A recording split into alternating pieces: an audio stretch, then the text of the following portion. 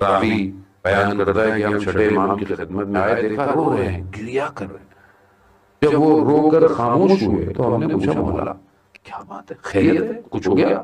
کہا نہیں، مجھے آخری زمانہ جو ہے وہ نظر آیا کہ اللہ کا ولی غیبت میں ہوگا اور لوگ اس طرح اس کا انتظار فرمائیں گے، کاش میں بھی اس دور میں ہوتا، میں بھی آخری کے لیے یہ کام کرتا۔ حضرت نہیں، ہر ولی آخری کے انتظار میں ہے۔ آج دنیا کو عدالت وہی دے سکتا ہے۔ ہم سب کہیں نہ کہیں مشکلات میں پھنسے ہوئے ہیں، دعا کریں کہ جب وہ ظہور فرمائے تو ہم اس قابل ہوں کہ اپنی چیزوں کو چھوڑ سکیں۔ یہ جو ہمارے چیزیں بندی ہوئی ہیں، رشتے، ہماری چیزیں، دولت، ہماری اولاد، ہماری بلونگنگز، ہماری عادتیں، یہ ہم چھوڑ سکیں جب امام کا ظہور، کیونکہ یہ مشکل ہے کہ ہم خود پھنس جائیں گے۔ میں اپنی بات کر رہا ہوں، آپ کو نہیں کہہ رہا۔ کوئی نہ کوئی میری غلط عادت مجھے پھنسا دے گی، کوئی نہ کوئی غلط بات میری پھنسا دے گی، کوئی نہ کوئی میری کہیں نہ کوئی میری خواہش کہیں میرے رکاوٹ نہ آ جائے اور اللہ کا ولی اکیلا رہ جائے۔ تو بس اسی کی کوشش کریں، اپنے جذبات کو، اپنے خواہشات کو کم سے کم کریں، کوشش کریں کہ اپنے روح کو بلند کریں تاکہ ارادہ الہی کے ساتھ، اور وہی پانچویں امام کی، امام باقر علیہ السلام ارشاد اللہم صلی علی محمد، امام ارشاد فرماتے ہیں کہ جب ہمارے آخری کا ظہور ہوگا اور ان کے اصحاب کیسے ہوں گے کہ جب وہ ارادہ کریں گے تو درخت اپنی جگہوں کو چھوڑ دیں گے، اور جب وہ قدم اٹھائیں گے تو ان کا اگلا قدم مدینہ میں ہوگا اور وہ بادلوں میں پرواز کرتے ہوئے جائیں گے۔ یہ کیسے ممکن ہے؟ کب ہوگا یہ؟ جب آپ کی روح بلند ہوگی، جب آپ کا ارادہ الہی کے ماتحت ہوگا، جب آپ اپنے علم کو اس کے علم سے سرشار کریں گے۔ اور وہ کیسے ممکن ہے؟ جب تک ہم قرآن کو اپنی زندگی میں شامل نہ کریں۔ بغیر قرآن کے، بغیر شریعت کے یہ ممکن نہیں ہے۔ اب بولے جی بس میں تو ہو گیا پیر فقیر اور نہ نمازوں کی ضرورت ہے، ممکن نہیں ہے۔ اگر تو شریعت کی پابندی ضروری نہ ہوتی تو رسول خدا غار سے نیچے کیوں اترتے؟ بیٹھے رہتے غار کے اندر؟ نہیں، رسول جاؤ، لوگوں میں جاؤ، ان کو سکھاؤ، اقرا، تعلیم دو ان کو۔ عزیزان محترم، سمجھ میں نہیں آتا، بعض ہمارے اہل سنت کے علماء عجیب باتیں کرتے ہیں۔ جس نبی کو پہلی قرآن کی آیتوں میں جو بھیجی گئی کہ جائیں، اور اس میں پہلی چیز، پہلا لفظ اقرا تھا، اور وہ کہیں کہ رسول پڑھا لکھا نہیں تھا۔ عجیب ہے، یعنی انسان تصور ہی نہیں کر سکتا کہ امی کے معنی جو ہیں وہ کس چیز کے ہیں کہ جس نے استاد نہ دیکھا ہو، اور برملا جو ہے وہ یہ کہتے ہیں کہ رسول خدا کو پڑھا لکھا نہیں آیا تھا۔ وہ جو بشر، پورے بشر کے لیے اسوہ حسنہ ہو، خلق العظیم ہو، ایسی عظمت خلق کی گئی ہو پروردگار جس کے ماتحت سارے نبی ہوں۔ یہ مطلب عقل پتہ نہیں کہاں سے، عقل ہے ہی میرے خیال میں، عقل ہوتی تو یہ حرکتیں نہیں ہوتی ہے۔ مطلب انسان بات تو کرے، اگر آپ کے ذہن کی کوئی خطورات ہیں تو آپ اس کو اپنے ذہن میں رکھیں نا، آپ اس کو دین میں کیوں لے کر آ رہے ہیں کہ وہ بھی دوسرے کی طرف؟ تو آپ خود سوچیں کہ جو ایسا علم دے رہا ہو، جو اس کے بعد اس کو پڑھا، جو اپنے آخری وقت میں قلم اور کاغذ مانگ رہا ہو،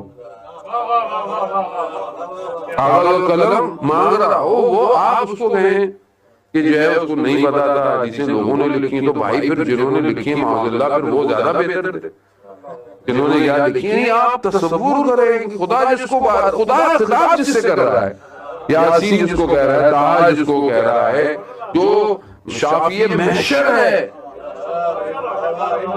وہ پڑھا لکھا نہیں ہے، اور آپ نعوذ باللہ آپ جو ہے وہ پتہ نہیں کس طرح کی انسان، سوچ کیسے انسان کی سمجھ سے باہر ہے۔ اسی لیے بہت ضروری ہے علم وہاں سے نہ لیا گیا ہو جہاں علم اترا تھا۔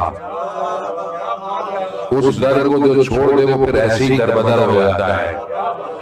اسی لیے مادر الرسالہ مختلف الملائکہ یہی گھر تھا، یہی گھر آنا۔ اب جو اس کو چھوڑ دے گا تو پھر آپ کو پھر ایسی باتیں تو کرے گا اور وہ پھر ہوتی رہیں گی. خدا بہرحال ہم سب کو ہدایت دے اور ہدایت پہ قائم رکھے اور ہمارا خاتمہ بالخیر ہونا چاہیے.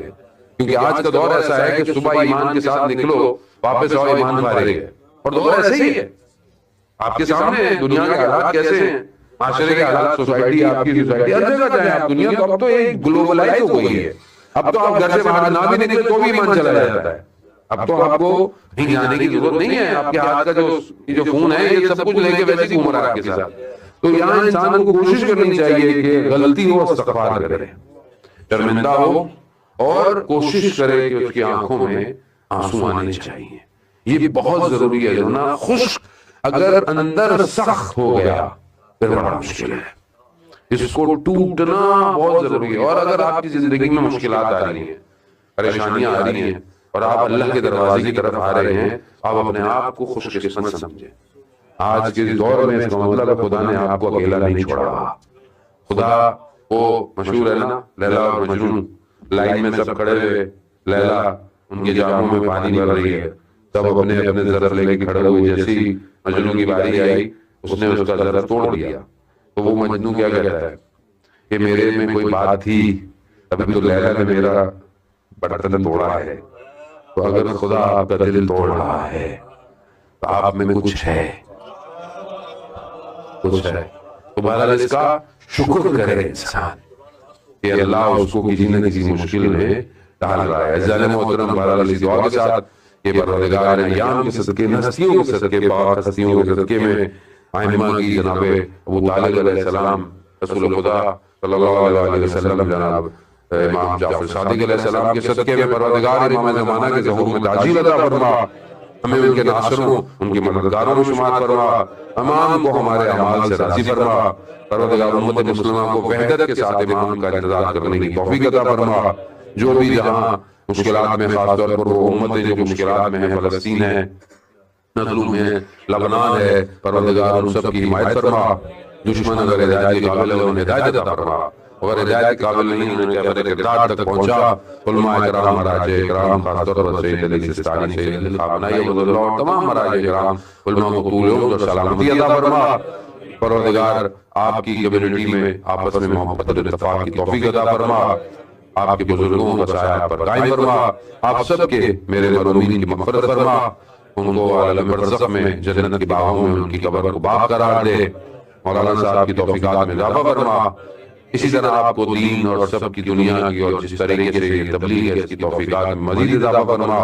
پروردگار ہم خطاکار ہیں, گناہگار ہیں, ہمیں مرنے سے پہلے ہمیں توبہ کی توفیق عطا فرما.